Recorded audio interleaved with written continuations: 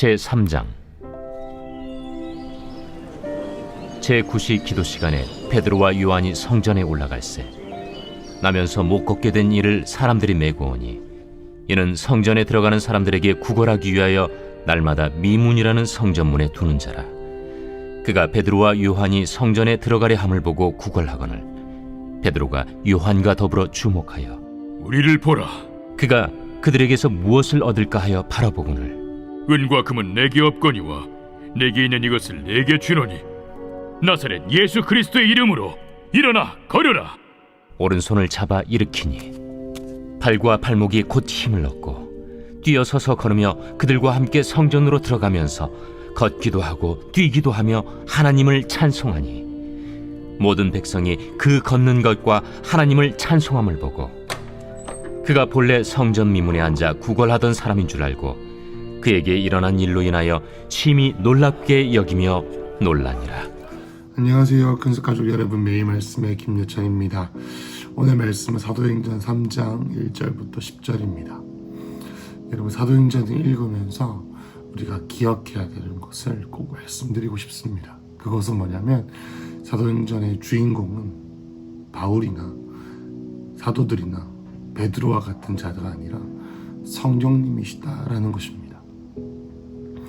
여러분, 이 사도행전의 성령 강림 사건을 통해서 교회라는 하나님의 몸된 교회라는 피값 주고 사신 교회라는 공동체가 출산이 되었고 그 이후로 성령께서는 마치 이 지휘자처럼 교회라고 하는 이 관현악단 오케스트라 같이 곳곳에서 성령님을 향해 순종하는 주의 종들에게 하나님께서 능력을 부으실 뿐만 아니라 기적을 베푸십니다.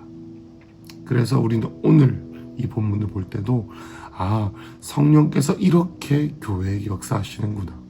그렇다면 오늘날에 살아가는 교회인 저와 여러분 그리고 큰숲의 모든 가족들이 이런 삶이 살아야 성령께서 역사하시는 교회구나라는 것을 기억할 수 있다라는 것이죠. 여러분, 오늘 얘기는 우리가 너무나도 잘 아는 베드로와 요한이 안전뱅이를 일으키는 사건입니다. 보겠습니다. 제9시 기도 시간에 이 베드로와 요한이 성전에 올라갔다. 제9시라고 하는 것은 오후 3시입니다. 여러분, 그 당시에 이 유대인들은 크게 3번의 시간에 하나님께 기도하는 습관을 가졌습니다. 이것은 구속력인 율법이 아니라 그냥 관습으로 이루어졌습니다. 이른 아침 그리고 점심시간쯤 정오 그리고 또 오후 하루를 마무리하는 시간, 이런 시간대에 주님께 기도를 드렸습니다. 이것은 그들의 유대인들의 관습의 일부다라고 볼 수 있습니다. 그런데 2절에 성전에 올라가던 중에 나면서부터 못 걷게 된 이 안진뱅이가 있었죠. 그래서 이 안진뱅이를 성전에 들어가는 사람들에게 구걸하기 위해서 사람들이 메고 거기에다가 두었다라고 합니다.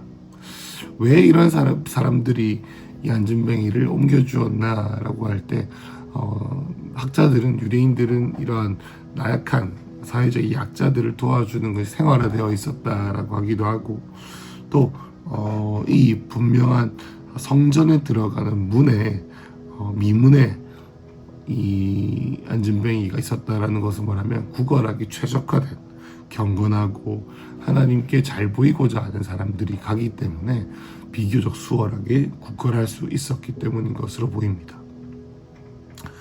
그런데 3절에 그 여느 사람에게 그렇게 했던 것처럼 이 안진뱅이가 성전에 들어가려 하는 베드로 요한을 보고 구걸합니다. 돈을 달라고 말이죠. 그러다가 4절에 보면은 요한과 베드로가 그를 더불어 주목했다, 가만히 자세히 보았다라고 나옵니다. 집중되어 자세하게 쳐다보다라는 뜻입니다. 그러다가 이제 5절에 그가 그들에게서 무엇을 얻을까 하여 바라보고는 그는 안진뱅이겠고 그들은 베드로와 요한이겠죠. 여러분, 그런데 이제 베드로와 요한을 이렇게 자기가 원하는 돈을 달라고 하는 이 눈빛으로 쳐다보는 이 안진뱅이에게 베드로가 뭐라고 말합니까? 은과 금은 내게 없거니와 내게 있는 것을 너에게 주노니 나사렛 예수 그리스도의 이름으로 일어나 걸으라 라고 했습니다. 그러니까 우리가 잘 아는 것처럼 오른손을 잡아 일으키니 발과 발목이 힘을 얻었고 뛰어서서 걸으며 그들과 함께 성전에 들어가면서 걷기도 하고 뛰기도 하고 하나님을 찬송했다. 그래서 그 안진뱅이가 구걸을 하던 것을 많은 사람들이 오랫동안 봤지요. 그래서 그것을 보고 구걸하는 사람인 줄 알고 10절에 그에게 일어날 일로 인하여 심히 놀랍게 여겼다라고 나와 있습니다. 여러분, 우리가 너무나도 잘 아는 이 얘기를 보고 우리는 무엇을 주님의 음성을 들어야 될까라고 생각했을 때에 지속적으로 이 사도행전에 나온 이야기의 주제를 한 번 더 말씀드리고자 합니다. 여러분, 성령의 강림의 사건은 언제나 예수 그리스도를 증거하는 것에 있습니다. 다시 한번 말씀드립니다. 성령 강림의 사건과 성령의 충만함의 목적은 언제나 예수 그리스도를 증언하는 데 있습니다. 여러분, 2장에 오순절 강림 사건이 있고 나서 베드로가 무엇을 했죠? 맞습니다. 바로 예수님에 대해서 증언하게 되었습니다. 그리고 어제 본문에 무슨 일이 있었습니까? 성령 강림 사건 이후에 복음을 전하고 나서 그들이 예수님을 찾을 때 무엇을 얻게 되었습니까? 성령을 받게 되었죠. 그리고 성령 강림이 있고 나서 무슨 일이 있었습니까? 그들이 서로 그 물건을 통용하면서 주의 말씀을 들었죠. 여러분, 성령 강림 사건은 우리에게 변화를 야기합니다. 그것은 우리가 이전에는 하지 못했던 것들을 할 수 있게 되어지고, 이제는 계속 탐닉했던 죄가 끊어지고, 이제는 내가 전할 수 없었던 사람에게 복음을 전하게 되는 그러한 놀라운 일이 있게 하는 것이 바로 이 성령의 강림의 사건의 목적이다라고 할 수 있죠. 여러분, 바울이 고린도전서에서 이렇게 말합니다. 헬라인들은 표적을 구하고, 유대인들은 표적을 구하고, 헬라인들은 지혜를 구하지만 우리는 십자가에 그리스도가 못 박힌 것을 구한다. 예수 그리스도를 따르는 이 십자가의 도가 세상 사람에게는 미련한 것이지만 우리에게는 능력이다라고 말합니다. 여러분, 왜 바울이 이것을 말할까요? 여러분, 바울이 거기서 끝나지 않습니다. 십자가에 못 박힌 십자가의 도를, 그리스도를 전하는 과정에서 사람의 말과 지혜로 하지 아니하고 성령의 능력으로 했다라고 말했습니다. 여러분, 바울 역시도 성령의 능력으로 그리스도가 십자가에 못 박힌 것 외에는 전하지 않겠다고 말했죠. 성령이 우리를 잘 되게 한다. 성령이 우리의 마음에 위로를 준다. 성령이 우리의 마음 가운데 평안함을 준다. 성령이 내가 잘 되게 한다. 성령이 내가 성공하기 위해 음성을 주신다라고 말하지 않았습니다. 그는 성령에 충만하여져서 그리스도를 전했습니다. 예수님에 대해 증언하였습니다. 여러분, 여기서 보시면은 베드로와 요한이 그걸 하는 안진뱅이에게, 안진뱅이는 그들을 보면서 내가 무엇을 받을까? 어떻게 성공할까? 어떻게 돈을 벌까? 어떻게 내 마음의 평안을 얻을까? 내가 어떻게 하면 살았던 방식대로 살 수 있도록 나를 도와줄까라는 관점으로 그들을 바라봤습니다. 여러분, 그렇지만 베드로와 요한은 그 안진뱅이를 보면서 결코 안진뱅이가 원하는 것을 주지 않았습니다. 예수 그리스도를 만나게 했습니다. 예수 그리스도를 붙잡게 했습니다. 그가 구할 힘이 없는 상태에서 그저 그는 그의 상황과 형편이 나아지기 위해서 예수를 믿는 자들에게 다가갔지만 결국 그들은 무엇을 주었습니까? 예수 그리스도를 주었습니다. 여러분, 저에게도 이러한 부끄러운 간증들이 많이 있습니다. 사도들과 반대로 행하는 것이죠. 여러분, 교회에서 사역을 하다 보면 많은 분들이 구걸하기 위해서 교회에 오시거나 교회에 전화를 거십니다. 그분들하고 전화를 할 때마다 제 마음 가운데 이러한 유혹이 있습니다. 어떤 유혹이냐면 10,000원을 드리면 이분들이 갈 텐데, 이분들에게 복음을 전해야겠다는 마음의 부담감은 있지만 그들에게 복음을 전하지 않고 그들에게 도리어 10,000원 정도, 5,000원 정도 되는 우리 교회 책정된 구제비를 드리고 그 상황을 무마하는 때가 많이 있습니다. 여러분, 이 말씀을 묵상하면서 제가 제일 많이 부끄러웠습니다. 가장 이런 분들을 많이 볼 수 있는 환경 중에 있는 제가 어떻게 보면 금과 은을, 나에게도 그들을 만족시킬 수 없는, 나 자신도 만족시킬 수 없는 이 금과 은으로 때우려고 하는 것은 아닌가. 마태복음 10장에 보면 예수님께서 제자들을 전도하러 보내실 때 전대에 돈을 갖지 말라라고 나와 있습니다. 그 말은 뭐냐면 그들이 복음을 전하고 예수를 소개하고 사역하는 데 있어서 돈을 그들에게 줌으로써 그들에게 예수님을 돈 주는 사람이다라고 깨닫도록 하지 않기 위해서 예수님께서 그렇게 말씀하셨는데, 저는, 그리고 우리는 얼마나 많은 시간 동안 예수를 믿으면 성공한다라고 가르쳤는지, 예수를 믿으면 그들이 원하는 금과 은을 얻는다라고 가르쳤는지 돌아보게 됩니다.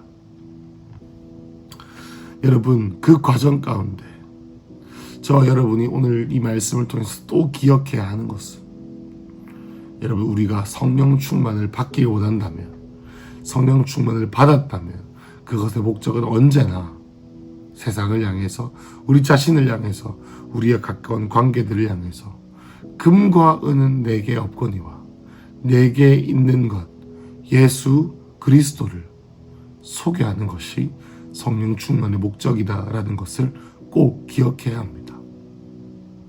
여러분, 성경에 나와 있는 모든 간증들과 우리의 삶에 있는 모든 간증들을 입으로 증거한다라는 것은 그들의 삶 혹은 내 삶의 간증들을 통해서 듣는 모든 이들에게 똑같은 예수 그리스도의 일이 일어나기 위함이다라는 것을 기억해야 합니다.